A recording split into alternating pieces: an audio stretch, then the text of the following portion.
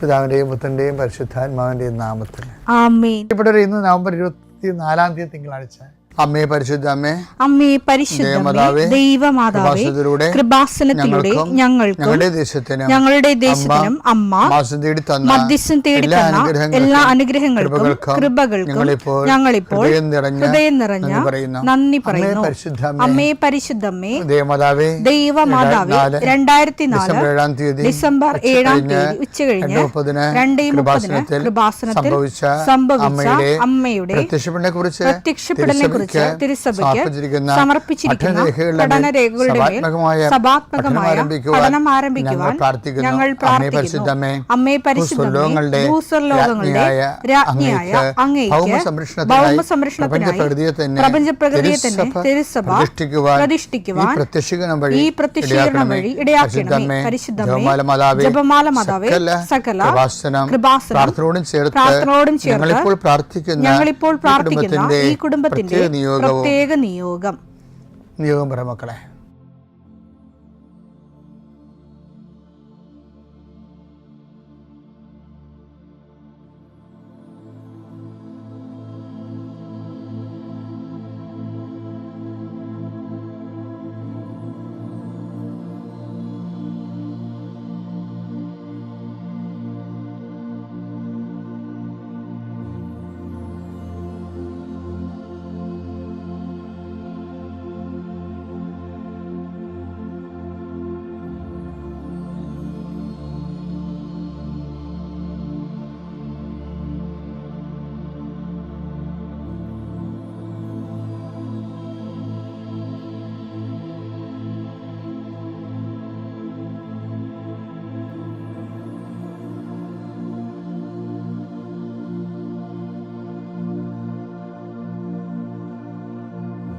അമ്മയുടെ പ്രത്യക്ഷീകരണത്തിന്റെ ഈ അനുഗ്രഹവേളയിൽ ഞങ്ങൾക്ക് സാധിച്ചു തരുവാൻ കനിയണമേ. ആമേൻ. വിശ്വാസ പ്രമാണം. സർവശക്തനായ പിതാവും ആകാശത്തിന്റെയും ഭൂമിയുടെയും സൃഷ്ടാവുമായ ദൈവത്തിൽ ഞാൻ വിശ്വസിക്കുന്നു. അവിടുത്തെ ഏകപുത്രനും ഞങ്ങളുടെ കർത്താവുമായ ഈശോമിശിഹായിലും ഞാൻ വിശ്വസിക്കുന്നു. ഈ പുത്രൻ പരിശുദ്ധാത്മാവിനാൽ ഗർഭസ്ഥനായി കന്യകാമറിയത്തിൽ നിന്ന് പിറന്ന് പൊന്തിയോസ് പീലാത്തോസിന്റെ കാലത്ത് പീഡകൾ സഹിച്ച് കുരിശിൽ തറയ്ക്കപ്പെട്ട് മരിച്ച് അടക്കപ്പെട്ട് പാതാളങ്ങളിൽ ഇറങ്ങി മരിച്ചവരുടെ ഇടയിൽ നിന്ന് 3-ാം നാൾ ഉയർത്ത് സ്വർഗത്തിലേക്ക് എഴുന്നള്ളി സർവശക്തിയുള്ള പിതാവായ ദൈവത്തിന്റെ വലതുഭാഗത്തിരിക്കുന്നു. അവിടെ നിന്ന് ജീവിക്കുന്നവരെയും മരിച്ചവരെയും വിധിക്കുവാൻ വരുമെന്നും ഞാൻ വിശ്വസിക്കുന്നു. പരിശുദ്ധാത്മാവിലും ഞാൻ വിശ്വസിക്കുന്നു. വിശുദ്ധ കത്തോലിക്കാ സഭയിലും പുണ്യവാന്മാരുടെ ഐക്യത്തിലും പാപങ്ങളുടെ മോചനത്തിലും ശരീരത്തിന്റെ ഉയർപ്പിലും നിത്യമായ ജീവിതത്തിലും ഞാൻ വിശ്വസിക്കുന്നു. ആമേൻ. സുഖസ്ഥനായ ഞങ്ങളുടെ പിതാവേ, അങ്ങയുടെ നാമം പൂജിതമാകണമേ. അങ്ങയുടെ രാജ്യം വരണമേ. അങ്ങയുടെ തിരുമനസ് സ്വർഗത്തിലെ പോലെ ഭൂമിയിലും ആകണമേ. അന്നു വേണ്ടുന്ന ആഹാരം ഇന്ന് ഞങ്ങൾക്ക് തരണമേ. ഞങ്ങളോട് തെറ്റ് ചെയ്യുന്നവരോട് ഞങ്ങൾ ക്ഷമിക്കുന്നത് പോലെ ഞങ്ങളുടെ തെറ്റുകൾ ഞങ്ങളോടും ക്ഷമിക്കണമേ. ഞങ്ങളെ പ്രലോഭനത്തിൽ ഉൾപ്പെടുത്തരുതേ, തിന്മയിൽ ഞങ്ങൾ രക്ഷിക്കണമേ. ആമേൻ. നന്മ നിറഞ്ഞ മറിയമേ, സ്വസ്തി. കർത്താവ് അങ്ങയുടെ കൂടെ സ്ത്രീകളിൽ അങ്ങ് അനുഗ്രഹിക്കപ്പെട്ടവളാകുന്നു. അങ്ങയുടെ ഉദരത്തിൻ ഫലമായി ഈശോ അനുഗ്രഹിക്കപ്പെട്ടവനാകുന്നു. പരിശുദ്ധ മറിയമേ, തമ്പുരാന്റെ അമ്മേ, പാപികളായ ഞങ്ങൾക്ക് വേണ്ടി ഇപ്പോഴും ഞങ്ങളുടെ മരണസമയത്തും തമ്പുരാനോട് അപേക്ഷിക്കണമേ. ആമേൻ. കർത്താവേ, നിന്റെ ഉന്നതമായ നാമത്തിന് സ്വസ്ഥം ചെയ്യുന്നു. കർത്താവേ, നിന്റെ വിശുദ്ധ പൗരോഹിത്യത്തെ മഹത്വപ്പെടുത്തണമേ. കർത്താവേ, സഭയിലുള്ള സാന്നിധ്യം ദൃഢമാക്കണമേ. 39 വർഷം ഞാൻ അർപ്പിച്ച കൃപാന്റെ യുഗതിയാൽ കൃപാസ്ഥാനത്താരെ ജീവനോടെ പ്രത്യക്ഷപ്പെട്ട മാതാവിൻ്റെ മാധ്യസ്ഥയിൽ അത്താറയിൽ നടന്ന 10,000 ആരാധന ശക്തിയാൽ പിതാവിൻ്റെയും പുത്രൻ്റെയും പരിശുദ്ധനാമത്തെ അങ്ങനെ മക്കളെ ആസ്വദിക്കുന്ന ലോകം മുഴുവനുള്ള മക്കൾ ഈ സമയത്ത് കർത്താവേ, ഇന്നത്തെ ആവശ്യത്തിന് വേണ്ടി പ്രാർത്ഥിക്കണിച്ചേ. ഈ പ്രാർത്ഥന കഴിഞ്ഞിട്ട് വേണം അവർക്ക് ഓരോ വ്യക്തികളെ കാണാൻ, അവർക്ക് ഓരോ രേഖകളുമായിട്ട് പോകാൻ, അവർക്ക് ഓരോ അവരുടെ യാത്ര പുറപ്പെടാൻ, അവരുടെ വാഹനങ്ങളിൽ പോകാൻ. ഇങ്ങനെ ഇന്നത്തെ പോർട്ട്ഫോളിയോ മുഴുവനും ഉത്തരവാദിത്തങ്ങളെല്ലാം കർത്താവെ നിനക്ക് ഏൽപ്പിച്ച് പ്രാർത്ഥിക്കുന്നു.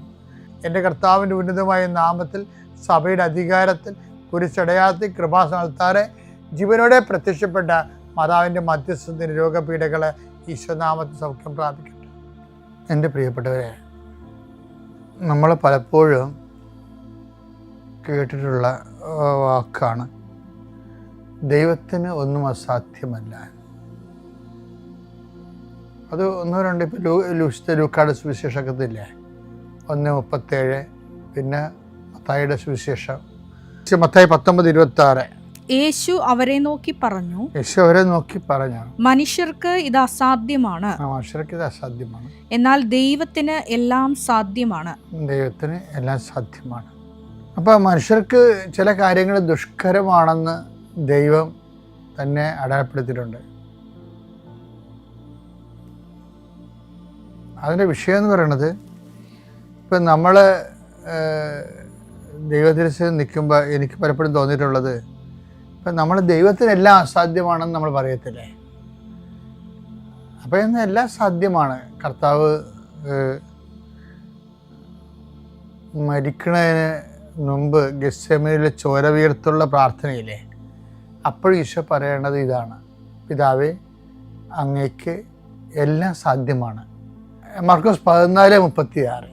അവൻ പറഞ്ഞു, ആബാ പിതാവേ, എല്ലാം അങ്ങേക്ക് സാധ്യം. പക്ഷെ എല്ലാം സാധ്യമാകുമ്പോഴും നമ്മളെപ്പോഴും മനസ്സിലാക്കേണ്ടത്, ദൈവത്തിൻ്റെ നീതിബോധം എല്ലാം ലളിതമാക്കണില്ല. ഞാൻ പറയണത് നിങ്ങൾക്ക് മനസ്സിലാകുന്നുണ്ട്. അതായത് ദൈവത്തിന് എല്ലാം സാധ്യമാണ്, പക്ഷെ എല്ലാം സിമ്പിളല്ല. അതിൻ്റെ കാരണം എന്താ? ഇപ്പം മനുഷ്യൻ്റെ പാപത്തിന് പരിഹാരമായിട്ട് മനുഷ്യരുടെ പാപങ്ങൾ ഈശോ ഈ ഭൂമി വന്നപ്പോൾ എന്താ പറയണത്? മനുഷ്യപുത്രന് പാപം മോചിക്കാൻ അധികാരമുണ്ടെന്ന് അറിയേണ്ടതിന് നിന്റെ കിടക്കയും എടുത്തുകൊണ്ട് നടക്കാൻ പറഞ്ഞു. പാപം മോചിച്ച് സിമ്പിളായിട്ട് പാപം മോചിച്ചു, അത്രയേ ഉള്ളൂ. അപ്പം മനുഷ്യരാശിയുടെ പാപങ്ങളെ ദൈവത്തിന് സിമ്പിളായിട്ട് മോചിക്കാം. പക്ഷെ ദൈവത്തിൻ്റെ നീതിബോധം ഈ എല്ലാം സാധ്യമായ ദൈവത്തിന് എല്ലാം സിമ്പിളാകുന്നില്ല. ദൈവം അത് സിമ്പിളാക്കാത്തതാണ് ശരിക്കും പറഞ്ഞാൽ. പക്ഷേ അത് ദൈവത്തിൻ്റെ നീതിബോധമാണ്. മനുഷ്യൻ ചെയ്ത പാപത്തിന് പരിഹാരമായിട്ട് യേശു ദൈവം തന്നെ മനുഷ്യനായി മനുഷ്യ ശരീരത്തിൽ പാപത്തെ ശിക്ഷ വിധിച്ച് റെക്ടിഫൈ ചെയ്യുന്ന ആ വീണ്ടെടുപ്പില്ലേ, അത് ഭയങ്കര സങ്കീർണമല്ലേ. എന്നാൽ മനുഷ്യൻ്റെ പാപങ്ങൾ മോചിക്കട്ടെ എന്ന് ദൈവം പറഞ്ഞ് സിമ്പിളാക്കിയാൽ മതിയായിരുന്നല്ലേ? സിമ്പിളല്ല. എല്ലാം സാധ്യമാണ്, എല്ലാം സിമ്പിളല്ലേ. ഞാൻ എന്താ ഇപ്പോൾ ഇത് പറയാൻ കാരണം വെച്ച് കഴിഞ്ഞാൽ, ദൈവത്തിന് വേണ്ട സിമ്പിളാക്കാവേ, പക്ഷെ ദൈവം സിമ്പിളാക്കത്തില്ല. അത് ദൈവത്തിൻ്റെ നീതിബോധമാണ്. അതുപോലെ തന്നെയാണ് ദൈവം നമ്മളുടെയൊക്കെ എന്നും പ്രതീക്ഷിക്കുന്നത്. കഴിഞ്ഞ ദിവസങ്ങളിൽ ഒരു സഹോദരി അവരുടെ നട്ടലിങ്ങനെ വളഞ്ഞിരിക്കരുത്. ഒരു 2 പ്രാവശ്യം മെഡിക്കലിൽ അവർ റിജക്റ്റഡായി. 3ാമത്തെ പ്രാവശ്യം അവൾ മെഡിക്കലിൽ വന്ന് എന്താ വെച്ചാൽ ഈശോയോട് പറയും, ഈശോ, എൻ്റെ നട്ടൽ വളഞ്ഞതാണെന്ന് എനിക്കും അറിയാം, നിനക്കും അറിയാം. അപ്പോൾ ചിലപ്പോൾ ഈ സമയത്ത് ഞാൻ മെഡിക്കൽ റിജക്റ്റ് ആകും. പക്ഷേ എനിക്ക് നിന്നൊരു കാര്യം പറയാനുണ്ട്. ഞാൻ റിജക്റ്റ് ആയാലും ശരി, എൻ്റെ ജീവിതത്തിൽ എൻ്റെ മുമ്പിൽ വേറെ മാർഗങ്ങളുമില്ല. പക്ഷെ ഞാൻ റിജക്റ്റ് ആയാലും ശരി, എനിക്ക് നിന്നോടുള്ള സ്നേഹത്തിന് ഒരു കളങ്കവും ഉണ്ടാകത്തില്ലെന്ന് പറയും. അപ്പോഴെന്താ, ആ ഒറ്റ സംഭവം വളഞ്ഞുപോയ നട്ടല് ആ ഒറ്റ ടെസ്റ്റിൽ നേരെയായി. ഇപ്പം സിമ്പിളാണ് ദൈവത്തിന്. പക്ഷേ എന്താ പ്രശ്നം? അതിനകത്ത് അവൾ എന്താ പറഞ്ഞിരിക്കണത്? അവൾ അതിൻ്റെ അകത്ത് ആ പ്രെയറിൻ്റെ അകത്ത് ഒരു സത്യസന്ധത സാധാരണ ആൾക്കാർക്ക് കിട്ടാത്തൊരു സാധനമാണ്. അവർക്ക് എന്തെങ്കിലും പ്രാർത്ഥിക്കുന്നത് കിട്ടിയില്ലെങ്കിൽ ദൈവവുമായിട്ടുള്ള ബന്ധം കുറഞ്ഞു വരും. പ്രാർത്ഥന കുറയും, വചന വായന കുറയും, ദൈവത്തോട് ബന്ധപ്പെട്ട ആത്മീയമായ എല്ലാ വിഷയങ്ങളും കുറയും. അപ്പോൾ ഇവളത് നേരത്തെ മുൻകൂർ ജ്ഞാനവര ഉള്ളത് കൊണ്ട് അവൾ മനസ്സിലാക്കി, കർത്താവേ, എനിക്കതിന് കുഴപ്പമുണ്ടെങ്കിലും അത് എൻ്റെ കുഴപ്പം മാത്രമായിരിക്കും, അത് ഞാൻ നിന്നെ കുറ്റം പറയത്തില്ല. പക്ഷെ എനിക്ക് നിങ്ങളുടെ സ്നേഹത്തിന് ഒരു കുറവ് സംഭവിക്കത്തില്ല. ഉടമ്പടി ഇപ്പോൾ വളർന്ന് മനുഷ്യരെ ശരിക്കും വളർന്ന വലിയ ആൾക്കാരെ ഉടമ്പടിയിലൂടെ ഇപ്പോൾ ഉടമ്പടി നമുക്ക് സംഭാവന ചെയ്യുന്നുണ്ട്. ഈടിറ്റ ദൈവിക മനുഷ്യരെ ഉടമ്പടി ലോകത്തിന് കാഴ്ചവെക്കുന്നുണ്ട്. അപ്പോൾ ഈ വലിയൊരു ആധ്യാത്മികമായ മുന്നേറ്റ കാലത്താണ് നീ ജീവിക്കണമെന്ന് ഓർക്കണം. ദൈവതിരുസന്നിധിയിൽ എല്ലാം സാധ്യമാണ് എന്ന ഒന്നും ലളിതമാക്കാത്ത ദൈവത്തിൻ്റെ തിരുസന്നിധിയിൽ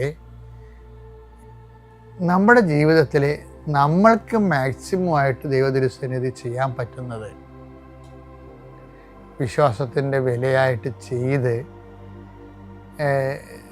ശരിക്കും ദൈവമായിട്ട് വിഷയത്തെക്കാൾ വ്യക്തിക്കുള്ള ഉണ്ടാകുന്നൊരു ബന്ധത്തിൻ്റെ രീതിയിലേക്ക് വരാൻ ശ്രമിച്ചാൽ നമുക്ക് ദൈവ തിരുസന്നിധിയിലെ ഈസി ആയിട്ടുള്ള ഒരു റിലേഷനും കൊടുക്ക വാങ്ങലുകളും ട്രാൻസാക്ഷനും പിന്നെ smooth and easy relations keep ചെയ്യാൻ പറ്റും. അപ്പോൾ എപ്പോഴും ഓർക്കുക, നമ്മുടെ ഭാഗത്തു നിന്ന് കൂടുതൽ കോംപ്ലിക്കേഷൻസ് ആവശ്യപ്പെടുമ്പോൾ കൂടുതൽ വെയിറ്റേജുള്ള പ്രവർത്തനങ്ങൾ ആവശ്യപ്പെടുമ്പോൾ അത് സന്തോഷത്തോടെ കൊടുക്കണം. എന്നിട്ട് നമ്മൾ ദൈവത്തിന് ഒരു അസസ്മെൻ്റ് വരുന്ന സമയത്ത് നമ്മളെക്കുറിച്ച് നല്ലത് പറയാൻ കഴിയണം. എന്നാൽ പിന്നെ പ്രാർത്ഥനയ്ക്കൊന്നും ഒരു പ്രശ്നം ഉണ്ടാകത്തില്ല. പ്രാർത്ഥന ലളിതമായിരിക്കും. അതുപോലെ ആധ്യാത്മിക ജീവിതവും ലളിതമായിരിക്കും. കർത്താവ് നമ്മളെ അനുഗ്രഹിക്കട്ടെ.